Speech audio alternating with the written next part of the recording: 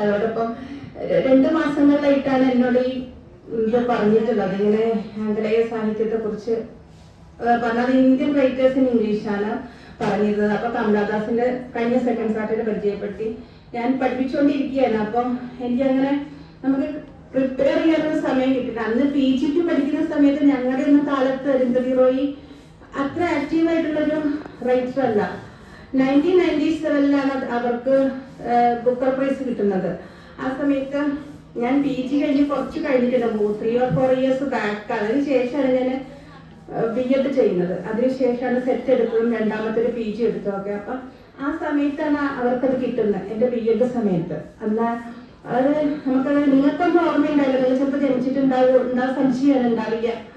അപ്പൊ ആ സമയത്ത് ഒരു തരംഗമായിരുന്നു അവരുടെ ബുക്കർ പ്രൈസ്. അത് ഫസ്റ്റ് നോവലിന്. അതാണ് എൻ്റെ പ്രത്യേകത, ഗോഡ് ഓഫ് സ്മോൾ തിങ്സ്, ചെറുതുകളുടെ ദൈവം. അപ്പൊ ഇത് ഈ ഒരു പുസ്തകത്തെ തന്നെ നമ്മൾ വളരെയധികം പരിചയപ്പെടുത്തണമെങ്കിൽ ഒരു കുറേ സമയം വേണം. അപ്പോൾ നമ്മളൊരു 10 മിനിറ്റ് കൊണ്ടൊന്നും പരിചയപ്പെടുത്താൻ പറ്റൂല. ഞാൻ ഇന്ന് അത് പരിചയപ്പെടുത്താനേ ഉദ്ദേശിക്കുന്നുള്ളൂ. അവരുടെ വേറൊരു പുസ്തകമുണ്ട്, മിനിസ്ട്രി ഓഫ് അറ്റ്മോസ്റ്റ് ഹാപ്പിനെസ്. അതൊക്കെ ഏകദേശം ഇതുപോലെ തന്നെ ഒരു ഇതുള്ളതാണ്. പിന്നെ എനിക്ക് ഇങ്ങനെ നിങ്ങളോട് ക്ലാസ് എടുക്കുക, ഐ മീൻ ഇങ്ങനെ വന്നിട്ട് ഇപ്പൊ ഒരു പുസ്തകം പരിചയപ്പെടുത്തുക അങ്ങനെയൊന്നും നമുക്കില്ല. നമ്മുടെ കുട്ടികളെ പഠിപ്പിക്കുന്നു, അപ്പൊ ഈ ഫീൽഡിലേക്ക് വന്നിട്ടില്ല. അപ്പൊ അതുകൊണ്ട് തന്നെ ഇപ്പൊ എന്റെ കുഞ്ഞുങ്ങൾ ഇവിടെ ഇരിക്കുന്നുണ്ട് അല്ലെ, വിളച്ചു കുട്ടികള്. അപ്പൊ ഇവർക്ക് എന്തെങ്കിലും അരോചകത്തെ നമുക്ക് തോന്നുന്നുണ്ടെങ്കിൽ ക്ഷമിക്കുക. കാരണം ഞാനും ഇത് പുതുതായിട്ട്, നമ്മൾ വിദ്യാർത്ഥികളും തോന്നി എന്റെ കുട്ടികളും അവർക്ക് നമ്മൾ പുതുതായിട്ടാണ് പറഞ്ഞു കൊടുക്കുന്നത്. ഇപ്പൊ ഇവിടെയുള്ള ചേച്ചിമാരും ഏട്ടന്മാരും ചിലപ്പോൾ ഓൾറെഡി ഇവരൊക്കെ ഇതൊക്കെ അറിയുന്നവരായിരിക്കാം. അപ്പൊ നമ്മൾ പറയുന്ന എന്തെങ്കിലുമൊക്കെ ഉണ്ടെങ്കിൽ എന്റെ പ്രിയപ്പെട്ട ചേട്ടന്മാരും ചേച്ചിമാരും ക്ഷമിക്കുക. തെറ്റുണ്ടെങ്കിൽ തിരുത്താനുള്ള സ്വാതന്ത്ര്യം എല്ലാവർക്കും നൽകിക്കൊണ്ട് അരുന്ധതി റോയിന്റെ ഗോഡ് ഓഫ് സ്മോൾ തിങ്സ് എന്നൊരു പുതിയ ചെറിയ രൂപത്തിൽ ഞാൻ ഇവിടെ പരിചയപ്പെടുത്താണ്. നമുക്കറിയാം സൂസന്ന അരുന്ധതി റോയ്, അതാണ് അവരുടെ ശരിയായ പേര്. അവർ ശരിക്കും ഒരു ആർക്കിടെക്റ്റ് ആണ്. അത് നമ്മുടെ ഈ ഗോഡ് ഓഫ് സ്മോൾ തിങ്സിൽ പറയുന്ന അമ്മു, ഐ മീൻ റാഖേൽ തന്നെയാണെന്നാണ് പറയുന്നത്. ശരിക്കും നമ്മുടെ ജീവിതം ഇപ്പൊ കമലാദാസിനെ കുറിച്ച് കഴിഞ്ഞ് ഞാൻ പരിചയപ്പെടുത്തി. അപ്പൊ അതിലൊക്കെ ആദ്യം അവര് പറഞ്ഞിരുന്നത് എന്റെ ലൈഫ് തന്നെയാണ് മൈ സ്റ്റോറി, ഞാൻ അത് തന്നെയാണ് എഴുതിയെന്നുള്ളതാണ്. പിന്നെ അതിന് കോൺട്രവേഴ്സികൾ വന്നപ്പോ അവര് ചെറുതായിട്ടൊന്ന് ആ ഒരു നിലപാടിൽ നിന്ന് മാറി കുറച്ച് ഇമാജിനേഷൻ ഞാൻ കൂട്ടിച്ചേർത്തു. അതാണ് സാഹിത്യം. മറ്റത് ഒരു ഫിക്ഷൻ ഇത്രയെങ്കിലും അല്ലാതെ നമുക്കത് എഴുതാൻ പറ്റൂല. അങ്ങനെ കുറച്ചൊക്കെ കൂട്ടിച്ചേർക്കലുകൾ ഉണ്ടെങ്കിലും ഗോഡ് ഓഫ് സ്മോൾ തിങ്സ് ഈ പറയപ്പെടുന്നത് അവരുടെ ഒരു cross section of her life എന്നാണ്. അത് പറയുകയാണെങ്കിൽ 2 കാലഘട്ടങ്ങളാണ് അവരോട് പറയുന്നത്. ഞാൻ ഇപ്പൊ ഇങ്ങനെ ഞാൻ ശരിക്കും വിചാരിച്ചു ഇവർക്ക് കുറച്ച് ഇംഗ്ലീഷ് പറഞ്ഞു കൊടുത്തിട്ട് അതിന്റെ മലയാളം പറഞ്ഞു കൊടുക്കുക അങ്ങനെയൊക്കെ കരുതിയിട്ടാണ് ഞാൻ വന്നത്. പക്ഷെ ഇപ്പൊ നമ്മളുടെ സമയം കുറവുള്ളത് കൊണ്ട് ഞാൻ ആ ഇംഗ്ലീഷ് പറയുന്നത് കുറച്ച് അത് വേണ്ടാന്ന് വെച്ചിട്ട് അതിന്റെ മലയാളം കഥ തന്നെ പറയാനാണ് ഉദ്ദേശിക്കുന്നത്. നമ്മുടെ തെക്കേ ഇന്ത്യയിലെ ചെറിയൊരു ടൗൺ അല്ലേ, അവിടെ വർഷങ്ങൾക്ക് മുമ്പ് 1969 ഒരു ടെറിബിൾ ഇൻസിഡന്റ് നടക്കുകയാണ്. എന്താണ് അവിടെ നടക്കുന്ന ടെറിബിൾ ഇൻസിഡന്റ്? ഒരു അപ്പർ കാസ്റ്റിൽപ്പെട്ട ഒരു ലേഡി, അതും ഒരു ഡൈവേഴ്സി ആയിട്ടുള്ള അമ്മു എന്ന സ്ത്രീയും 1969 ഇയേഴ്സ് ആയിക്കോ നിങ്ങളുടെയൊക്കെ ഉപ്പുപ്പമാരുടെയൊക്കെ കാലഘട്ടത്തില് ഉപ്പുപ്പയുടെ എന്റെക്കാട്ടിലും ബാക്കിലേക്ക് 1969 പറഞ്ഞാൽ അവിടെ ആ ഒരു അൺടച്ചബിലിറ്റിയും കാസ്റ്റും ഒക്കെ പ്രിവലന്റ് ആയിരുന്ന ആ സമയത്ത് അപ്പർ കാസ്റ്റിൽപ്പെട്ട അമ്മു എന്ന് പറയുന്ന ഒരു ഡൈവേഴ്സ് ആയിട്ടുള്ള സ്ത്രീ, ഡൈവേഴ്സ് വുമൺ, അൺടച്ചബിൾ ആയിട്ടുള്ള വെൽത്ത എന്ന് പറയുന്ന ഒരു യുവാവുമായിട്ട് ഉണ്ടാകുന്ന ശാരീരിക ബന്ധം, അതിന് സാക്ഷിയായിട്ട് നീലച്ചിൽ റിവർ. അത് അന്നത്തെ കാലത്ത് നമുക്ക് ആർക്കും സമൂഹത്തിന് തന്നെ സങ്കല്പിക്കാൻ പറ്റാത്തൊരു കാര്യമായിരുന്നു. അത് എന്താണ്, അതിന്റെ പ്രഖ്യാഘാതങ്ങളായിരിക്കാം. അത് അരുന്ധതി റോയ് പറയാണ്. പിന്നീട് റാഖേൽ എന്ന് പറയുന്ന കുട്ടി, എസ്ത എന്ന് പറയുന്ന ടീംസ് അവര് ഐഡന്റിക്കൽ ആയിരുന്നില്ല എങ്കിൽ പോലും one mind and separate body ആയിരുന്നു. റാഖേലും എസ്തയും 2 സഹോദരന്മാര്, ഈ അമ്മുവിന്റെ കുട്ടികളാണ്. അപ്പൊ അവര് പറയുക എന്തുകൊണ്ടായിരിക്കും ഞങ്ങൾക്ക് ഈ ഫേറ്റ് വന്നത്?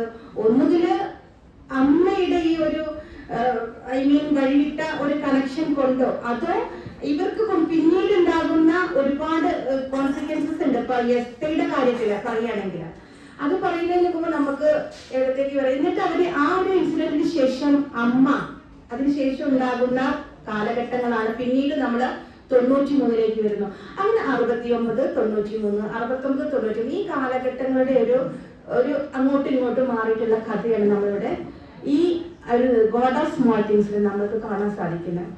അപ്പൊ അമ്മൂന്റെ അച്ഛൻ പാപ്പച്ചൻ ഒരു എൻറ്റമോളജിസ്റ്റ് ആയിരുന്നു. നമുക്കറിയാം മൾട്ടി സ്റ്റഡീസ് ആൻഡ് ഇൻസെക്റ്റിനെ പറ്റി പഠിക്കുന്ന.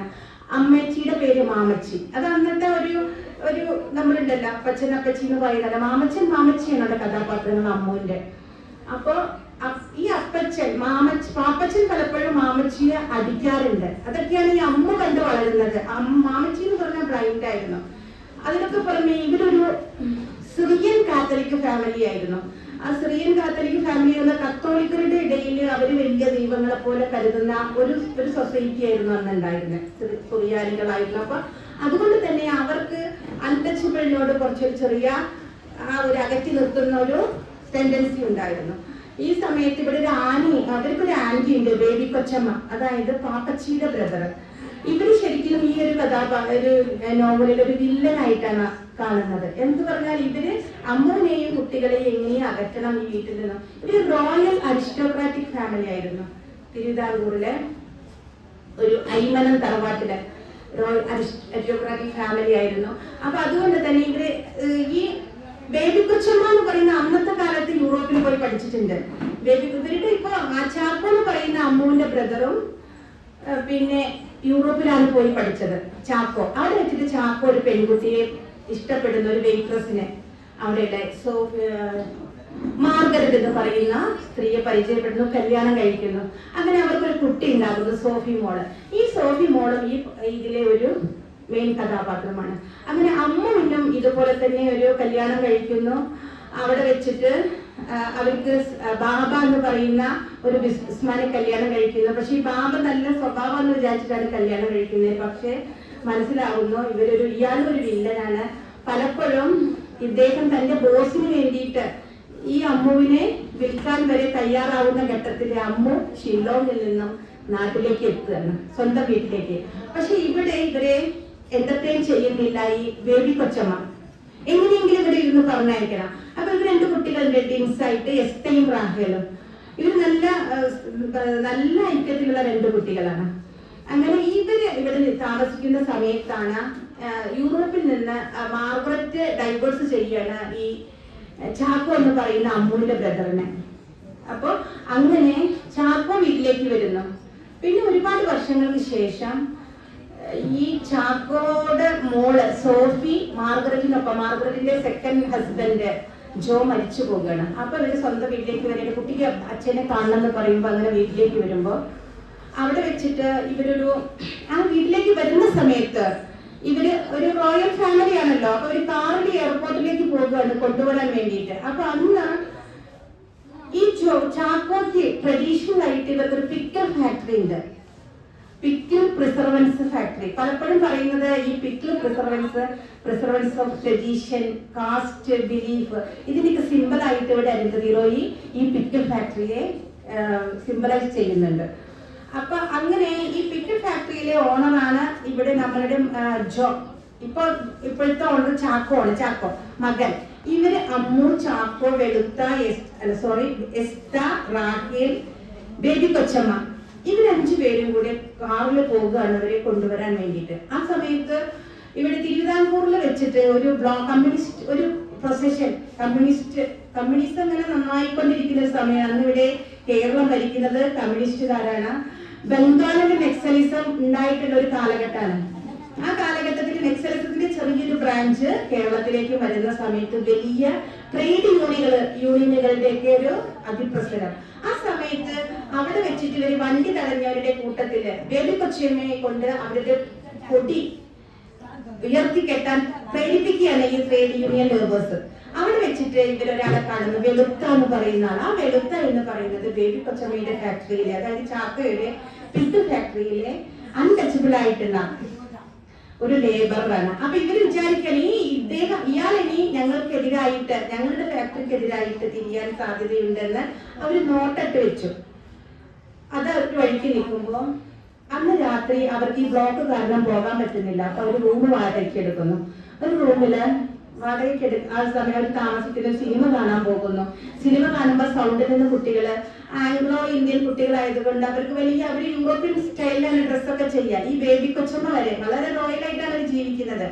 ആ സമയത്ത് ഈ സിനിമാ തിയേറ്ററിൽ വെച്ചിട്ട് ഓറഞ്ച് ഡ്രിങ്കിങ്, ലെമൺ ഡ്രിങ്കിങ് ഒക്കെ സെല് ചെയ്യുന്ന ഒരു മനുഷ്യൻ ഈ കുട്ടിയെ, എസ്ത എന്ന് പറയുന്ന കുട്ടിയെ അതായത് സെക്ഷൽ അബ്യൂസിന് വിധേയനാക്കുന്നു.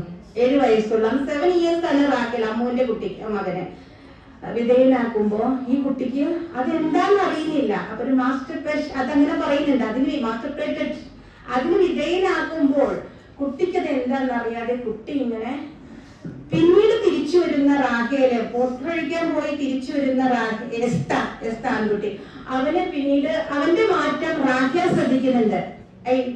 സിസ്റ്റർ ശ്രദ്ധിക്കുന്നു. അവൾക്കറിയാം അവന്റെ മാറ്റങ്ങൾ എന്തൊക്കെയാണ്. അപ്പൊ അവൻ അവളോട് ഷെയർ ചെയ്യുന്നുണ്ട് അവർക്ക് ഉണ്ടായ സംഭവം. പിന്നെ അവർക്ക് ഒരിക്കലും ആ ഒരു പഴയ രീതിയിലേക്ക് വരാൻ പറ്റുന്നില്ല. പക്ഷെ പിറ്റേ ദിവസം പോകുമ്പോ ബേബി കൊച്ചമ്മയും എല്ലാവരും പറയുന്നുണ്ട്, യൂറോപ്പിൽ നിന്ന് വരുന്നവര് നമ്മൾ യൂറോപ്യൻ കസ്റ്റം അഡോപ്റ്റ് ചെയ്യുന്നവരാണ്, നന്നായിട്ട് ഇവരെ സ്വീകരിക്കേണ്ടതുണ്ട്. വി നെവർ മിസ്ബിഹേവിയർഡ് അങ്ങനെ പറയുന്നുണ്ട്. ഒരിക്കലും നമ്മൾ മിസ്ബിഹേവ് ചെയ്ത് നല്ല പൊളൈറ്റോട് കൂടെ അവരെ കൊണ്ടുവരുമെന്ന് പറയുമ്പോൾ കുട്ടികൾക്ക് അതിന് സാധിക്കുന്നില്ല. എന്നാൽ ഇവരിലുള്ള മാറ്റം മനസ്സിലാക്കാൻ അമ്മയ്ക്കോ മറ്റുള്ളവർക്കോ കഴിയുന്നില്ല.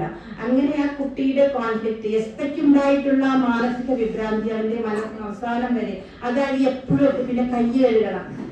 എസ്തയുടെ സ്വഭാവത്തിലെ ഒരു വൈകല്യമായി മാറണം. എപ്പോഴും കൈ കഴുകുക, എപ്പോഴും ഇതൊക്കെ വൃത്തിയാക്കണം എന്നുള്ളൊരു തോന്നൽ എസ്തയ്ക്ക് ഉണ്ടാകുന്നത് ഇതിന് ശേഷമാണെന്നാണ് അരുന്ധതി റോയി ഈ നോവലിൽ പറയുന്നത്.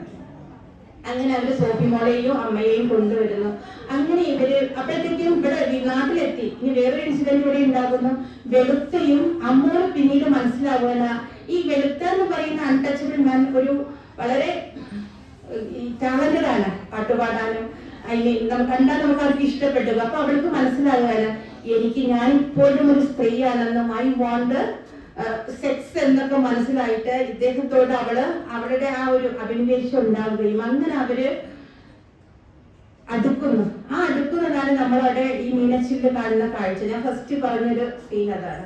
അപ്പൊ അങ്ങനെ കുട്ടികൾക്കത് മനസ്സിലാക്കുന്നു. അതിന്റെ ഭാഗമായിട്ട് ബേബി കൊച്ചമ്മയ്ക്ക് ഇവർക്കത് മനസ്സിലാകുന്നതോടെ സമൂഹത്തിൽ ഇതൊരു വലിയ തെറ്റാണ്, അതുകൊണ്ട് എങ്ങനെയെങ്കിലും വെളുത്തയെ നശിപ്പിക്കണം എന്ന ചിന്തയായിട്ടാണ് ബേബി കൊച്ചമ്മ നടക്കുന്നത്. ആ സമയത്താണ് ഈ കുട്ടികൾ സോഫി മോളും എസ്തയും റാഖേലും കൂടെ തൊട്ടടുത്തൊരു ബോട്ട് ഹൗസ്, ഒരു വീടുണ്ട് അക്കരെ. അപ്പൊ അവര് മീനച്ചിൽ വഴി ആ ബോട്ട് ഹൗസിലേക്ക് പോകുന്നു. അവിടെ പറയുന്നത് ഹിസ്റ്ററി ഹൗസ് എന്നാണ് ആ വീടിന് പറയുന്നത്. അതിലേക്ക് പോകുന്ന സമയത്ത് അപ്പൊ വെളുത്ത പറയുന്നത്, നിങ്ങൾ അതിൽ പോണ്ട, നിങ്ങൾക്ക് നീന്താൻ അറിയില്ല, നിങ്ങൾ രക്ഷപ്പെടില്ല, പോകരുതെന്ന്. പക്ഷെ ഇവരതിനെ വകവെക്കാതെ നദിയിലൂടെ പോകുന്ന സമയത്ത് ബോട്ട് മറിയുമ്പോ എസ്തയും റാഖേലും ഈ ടിൻസ് ആയിട്ടുള്ള ഈ 2 കുട്ടികള് എങ്ങനെയൊക്കെയോ രക്ഷപ്പെടുന്നു. എന്തായാലും കേരളത്തിലാണല്ലോ വളർന്നത്. പക്ഷെ സോഫി മോൾ എന്ന് പറയുന്ന കുട്ടി മരിക്കുകയാണ്. അപ്പൊ വെളുത്ത ഈ 2 കുട്ടികളെ രക്ഷപ്പെടുത്തി, വെളുത്ത ഈ 3 പേരെ രക്ഷപ്പെടുത്തി ബോട്ട് ഹൗസിൽ എത്തിക്കുക. അങ്ങനെ ഒരുമിച്ച് താമസിക്കുകയാണ് വെളുത്തയും എസ്തയും റാഖേലും. കുട്ടി മരിച്ചു, സോഫി മോള് മരിച്ചു. എവിടെ സോഫി മോളെ കാണാതെ കുട്ടികളെയും കാണാനില്ല. അപ്പോ ഈ ബേബി കൊച്ചമ്മ അവരുടെ കുശാഗ്ര ബുദ്ധി പ്രവർത്തിക്കുകയാണ്. നമ്മുടെ വെളുത്ത കിഡ്നാപ്പ് ചെയ്തു ഈ കുട്ടികളെ എന്ന് പറഞ്ഞിട്ട് പോലീസിൽ പരാതി കൊടുക്കുന്നു. അങ്ങനെ പോലീസ് എസ്തയെ അടിച്ച് അങ്ങനെ പറയിപ്പിക്കുന്ന സമയത്ത് അപ്പൊ കണ്ടെത്തുകയാണ് ഈ കുട്ടികളെ. അപ്പൊ പിന്നെ മനസ്സിലായി ഇയാൾ കിഡ്നാപ്പ് ചെയ്ത കുട്ടികൾ സത്യം പറഞ്ഞു. അപ്പൊ ഈ കുട്ടി മരിച്ചുപോയപ്പോ ഈ അതിന്റെ ഒരു ഫ്യൂണറൽ ഫംഗ്ഷൻ അവിടെ നടക്കുന്നുണ്ട്. ആ സമയത്ത് എസ്ത ചിന്തിക്കുകയാണ്, അപ്പൊ ഈ സോഫി മോള് ശ്വാസം കിട്ടാതെ, കുഞ്ഞു മനസ്സിന്റെ ചിന്തകള്, ശ്വാസം കിട്ടാതെ ഇപ്പൊ ഇവിടെ ഇങ്ങനെ ഈ കോഫിയിൽ ഇങ്ങനെ കിടക്കുന്നുണ്ടാവൂല്ലേ എന്നൊക്കെ അവര് ചിന്തിക്കുന്നു. അതുപോലെ അവന്റെ പഴയ കുട്ടിക്കാലത്ത് 7 years old ആ സമയത്ത് അവന് എയർപോർട്ടിൽ പോകുന്നതുണ്ടായ സംഭവങ്ങള്, അമ്മയുടെ ഇതൊക്കെ ഇങ്ങനെ അവരിങ്ങനെ ഒരു വല്ലാത്തൊരു സീനിലേക്ക് കൊണ്ടെത്തിക്കുന്നു. പിന്നീട് നമ്മൾ കാണുന്നത് ബേബി കൊച്ചമ്മ പറയുകയാണ്, എന്ത് പറയുന്നു, എസ്തയെ കൊണ്ട് പറയിപ്പിക്കുകയാണ്, ഈ കുട്ടിയെ കൊന്നത്, സോഫി മോളെ കൊന്നത് വെളുത്തയാണെന്ന് പറയണം. അല്ലെങ്കിൽ എന്ത് പറയും? അമ്മയാണെന്ന് ബേബി കൊച്ചമ്മ പറയും, സ്വന്തം അമ്മയാണെന്ന് പറയും. അപ്പൊ കുട്ടി എന്ത് ചെയ്യും? കുട്ടിക്ക് അമ്മയാണോ വെളുത്തയാണോ വേണ്ടത് എന്ന് കുട്ടി തീരുമാനിക്കട്ടെ എന്നുള്ള രീതിയിൽ ബേബി കൊച്ചമ്മ കുട്ടിയെ ഭീഷണിപ്പെടുത്തണം. ഭീഷണിപ്പെടുത്തുന്ന സമയത്ത് ഈ കുട്ടി പറയുന്നു, ഈ പിന്നെ സോഫി മോളെ കൊന്നത് വെളുത്തയാണെന്ന്. അങ്ങനെ വെളുത്തയെ പോലീസുകാര് മരണം വരെ അടിച്ചു കൊല്ലുകയാണ്. അന്നത്തെ ഒരു രീതി നമുക്കറിയാൻ പറ്റും, പഴയകാല ചരിത്രങ്ങളൊക്കെ നമ്മൾ പഠിക്കുമ്പോൾ നമുക്കത് മനസ്സിലാവും. അങ്ങനെ കൊല്ലുന്നു. അപ്പൊ അവിടെ നമ്മൾ കാണുന്നുണ്ട് അന്നത്തെ പോലീസുകാരുടെ അവസ്ഥ. ഈ അമ്മുവിനെ എന്ത് ചെയ്യാന്, ഒരു പ്രോസ്റ്റിറ്റ്യൂട്ടായിട്ട് മുദ്ര കുത്തുകയും അവരുടെ ആവശ്യമില്ലാത്ത പ്രൈവറ്റ് പാർട്ടിലൊക്കെ തൊട്ടിട്ട് പോലീസ് അത് പറയുന്നത് മാങ്ങ പീച്ചുന്ന പോലെയൊക്കെ നമ്മുടെ അങ്ങനെ ചെയ്യുന്നുണ്ട്. നമ്മുടെ നിങ്ങൾക്ക് മനസ്സിലാവുമല്ലോ പോലീസുകാരുടെ രീതി, അങ്ങനത്തെ അതൊക്കെ ചെയ്യുന്നുണ്ടെന്ന് അതിൽ എഴുതിയിട്ടുണ്ട്. അങ്ങനെ അത്രയും ആ അബ്യൂസിംഗ് ആയിട്ടുള്ള സീൻ എസ്തയുടെ മനസ്സിൽ ഒരുപാട് വിഷമങ്ങൾ ഉണ്ടാക്കി. അങ്ങനെ എസ്ത അമ്മ വീട് വിട്ടു പോവുകയാണ്. അമ്മ വീട് വിട്ടു പോകുന്നു. അതിനുശേഷം എസ്തയെ എന്ത് ചെയ്തു? ഒക്കെ എങ്ങനെയാണല്ലോ, പാട്രിയാർട്ടിക്കൽ സൊസൈറ്റി ആണല്ലോ അല്ലെ, ആൺകുട്ടികളോട് പ്രത്യേക ഇഷ്ടം അല്ലെ, പണ്ടൊക്കെ അങ്ങനെയായിരുന്നു. അങ്ങനെ ഇപ്പൊ എന്തായി? ആൺകുട്ടികളോട് പ്രത്യേക ഇഷ്ടമായിട്ട് ഇപ്പൊ ആൺകുട്ടികൾക്ക് പെണ്ണിനെ കിട്ടാതെയായി അല്ലേ? അതാണ് ഉണ്ടായത്. ഓരോ അർത്ഥത്തിൽ അതൊക്കെ നല്ലതുമാണ് അല്ലേ. അപ്പൊ ഈ ആൺകുട്ടി കുടുംബത്തിന്റെ അല്ലേ, ആൺകുട്ടി എന്ത് ചെയ്തു? ചാക്കോയുടെ കൂടെ കൽക്കത്തയ്ക്ക് പറഞ്ഞയച്ചു പഠിക്കാൻ വേണ്ടിയിട്ട്. പെൺകുട്ടിയെ അവര് എവിടെയാന്ന് അറിയില്ല, അവര് ബോംബെയിലേക്ക് പോകുകയാണ്. ഈ കുട്ടി അവിടെ വെച്ചിട്ട് ആ കുട്ടി പല രീതിയിലും ആ കുട്ടി ആകുന്നുണ്ട്. പക്ഷെ എങ്ങനെയായാലും എന്താണ്, നൊസ്റ്റാൾജി ഉണ്ടല്ലോ, ഒരു തിരിച്ചുവരവുണ്ടല്ലോ അല്ലെ. അങ്ങനെയല്ലേ നമ്മളൊക്കെ പറയുന്നത്, ഒരു തിരിച്ചുവരവ്. 21 വർഷങ്ങൾക്ക് ശേഷം ഈ സെപ്പറേറ്റ് ചെയ്ത 7 വയസ്സില് പിരിഞ്ഞു പോയിട്ടുള്ള ഈ സഹോദരനും സഹോദരിയും തിരിച്ച് ഇവിടേക്ക് വരുന്നു, വീട്ടിലേക്ക് വരികയാണ്. വീട്ടിലേക്ക് വരുന്ന സമയത്ത് അവർക്ക് എല്ലാത്തിനോടും അവജ്ഞ. അപ്പൊ എസ്തയെ സംബന്ധിച്ചിട്ട് 7 വയസ്സിൽ അവനുണ്ടായിട്ടുള്ള സെക്ഷൽ അബ്യൂസ്, അമ്മയുടെ ഡൈവേഴ്സ്, അത് കൂടുതലായിട്ടും എസ്തയ്ക്കാണ് ബാധിച്ചിട്ടുള്ളത്. പിന്നെ അമ്മയെ കാരണം വെളുത്ത എന്നൊരാൾ മരിച്ചു, താൻ കാരണം വെളുത്തയെ കൊല്ലപ്പെട്ടു, ഞാൻ നുണ പറഞ്ഞത് കൊണ്ട്, അങ്ങനെയൊക്കെയുള്ള ഒരുപാട് വിഷമങ്ങള്, കുറ്റബോധം ഈ കുട്ടി എന്താക്കുന്നു, എല്ലാത്തിൽ നിന്നും സമൂഹത്തിന്റെ ബാരിയേഴ്സിനെ മറികടക്കാനുള്ള ഒരു ടെൻഡൻസി ഉണ്ടാക്കുന്നു. അങ്ങനെയല്ലേ? ഒന്നിനും ഇതിലൊക്കെ എന്താണ്, ഹി വാസ് എഗൻസ്റ്റ് ഓൾ, എല്ലാത്തിനോടും ക്രീഡ്, സൊസൈറ്റി, എക്സിസ്റ്റിംഗ് ലോസ്, എല്ലാ നിയമങ്ങളോടും ഈ കുട്ടിക്ക് ദേഷ്യം വരണം. അങ്ങനെ ഈ ആങ്ങളെയും പെങ്ങളും അന്ന് രാത്രി ഒരുമിച്ച് കിടക്കുന്നു എന്നുള്ളത്. ആ കിടക്കുന്നതിനെ കുറിച്ച് പല വേർഷൻസ് ഉണ്ട്, അവർ എന്ത് ചെയ്തു കിടന്നിട്ട്. പക്ഷെ ഇവർക്ക് രണ്ടുപേർക്ക് എന്തിനു വേണ്ടി അല്ലെ, എന്ത് സത്യം, എന്ത് നീതി, എന്താണ് ഇവിടെ ജീവിതത്തിലുള്ളത്? അങ്ങനെ ഈ സഹോദരനും സഹോദരിയും എല്ലാ ലൈഫിലെ എല്ലാ മൂല്യങ്ങളെയും വില കുറച്ചുകൊണ്ട് അവർ ഒരുമിച്ച് കിടക്കുന്നു എന്നാണ് ഇവിടെ അരുന്ധതി റോയ് പറയുന്നത്. അപ്പൊ ഇവിടെ ഇപ്പോഴും നമുക്കൊരു ചോദ്യം ബാക്കിയാണ്, ആരാണ് ഈ ദൈവം? ചെറുതുകളുടെ ദൈവം ആരാണ്? അത് ഇപ്പൊ നല്ലൊരു എഴുത്തുകാരിയായിട്ട് നമുക്ക് അരുന്ധതി റോയ് എന്ന് പറഞ്ഞാൽ നമ്മള് പച്ചയ്ക്ക് വിളിച്ചു പറയണം. മാധവിക്കുട്ടി തന്റെ ജീവിതത്തിലെ ഒരു വലിയ കുടുംബത്തില്, എന്നാൽ ആ വലിയ കുടുംബത്തിൽ അവർക്ക് നേരിടേണ്ടി വന്ന ചെറുതുകളായിട്ടുള്ളവരുടെ ജീവിത സാഹചര്യങ്ങൾ, ആ കുട്ടിയുടെ 2 കുട്ടികളുടെ അതിലൊന്ന് റാഹേൽ എന്ന് പറയുന്നതാണ് അരുന്ധതി റോയ് എന്ന് പറയപ്പെടുന്നു. എന്തായാലും ഈ ഒരു കുറച്ചൊക്കെ ഞാൻ പറഞ്ഞതിന് പിക്കിൽ എന്ന് പറഞ്ഞതാണ്, pickle factory, preservance of life, preservance of creed, അല്ലെങ്കിൽ പ്രിസർവൻസ് ഓഫ് വാല്യൂ, ട്രഡീഷൻ, ഇതിനെയൊക്കെ എഗനിസ്റ്റ് ആയിട്ട് കുട്ടികള് ചിന്തിച്ച കുറിച്ചുള്ള ഒരു കഥയാണ് ഗോഡ് ഓഫ് സ്മോൾ തിങ്സ്. ഇതിൽ കൂടുതൽ എന്തെങ്കിലുമൊക്കെ ചിലപ്പോൾ വിട്ടുപോയിട്ടുണ്ടാവും, വായിച്ചവര് തന്നെ ഉണ്ടാവും. അന്നൊക്കെ തന്നെ അത് ചൂടക്കുമ്പോഴേ വിറ്റ് കഴിഞ്ഞതാണ്, കിട്ടാനുണ്ടായിരുന്നില്ല അന്ന്. 395 രൂപ അന്നുണ്ടായിരുന്നെങ്കിലും അതൊക്കെ എത്രയോ പെട്ടെന്ന് വിറ്റുപോയിരുന്നു. അപ്പൊ അങ്ങനെ ഇതിൽ വായിച്ചവര് തന്നെ ഈ കൂട്ടത്തിൽ ഉണ്ടാവും. എന്തെങ്കിലും കൂട്ടിച്ചേർക്കുകൾ അതൊക്കെ വേണമെങ്കിൽ ചേർക്കാം. എന്തെങ്കിലും ഞാൻ പറഞ്ഞതില് അപാകതകൾ ഉണ്ടെങ്കിൽ, അപാകതകളൊന്നും ഉണ്ടായ സാധ്യതയില്ല, കഥയാണ് ഞാൻ പറഞ്ഞത്. എന്നാലും എന്തെങ്കിലുമൊക്കെ കൂട്ടിച്ചേർക്കാറുണ്ടെങ്കിൽ നിങ്ങൾക്ക് അതിനുള്ള സ്വാതന്ത്ര്യം തന്നുകൊണ്ട് അടുത്ത ദിവസം എടുക്കാല്ലേ മറ്റേ കഥ, മിസ്റ്ററി ഓഫ് അറ്റ്മോസ്ഫിയർ ഹാപ്പിനെസ്. അത് ഇതുപോലെ തന്നെയാണ്, ഒരു ട്രാൻസ്ജെൻഡറുടെ കഥയാണ്. അവരെ കുറിച്ച് ഇങ്ങനെയുള്ളതായിട്ട് അവർ എഴുതിയത് മുഴുവൻ ഒരു particular section of the society, marginalised section. അവഗണിക്കപ്പെട്ടവരുടെ കഥകളാണ് റോയ് ഇന്നും എഴുതുന്നത്. അത് പറയാനും നമുക്ക് വേറൊരു തലത്തിലാണ് മാധവിക്കുട്ടി ഒരു തലത്തിൽ നിൽക്കുന്നെങ്കിൽ മറ്റൊരു യാഥാർത്ഥ്യത്തിന്റെ തലത്തിലാണ് ഇവിടെ നമ്മൾ അരുന്ധതി റോയിയെ കാണാൻ സാധിക്കുക. വായിക്കണം, അരുന്ധതി റോയിയുടെ പുസ്തകങ്ങള് വായിക്കണം. എല്ലാവർക്കും, എൻ്റെ ഏട്ടന്മാർക്കും ചേച്ചിമാർക്കും അതുപോലെ എൻ്റെ കുഞ്ഞുങ്ങൾക്കും ഒരു നല്ല ദിവസം നേരുന്നു. നന്ദി.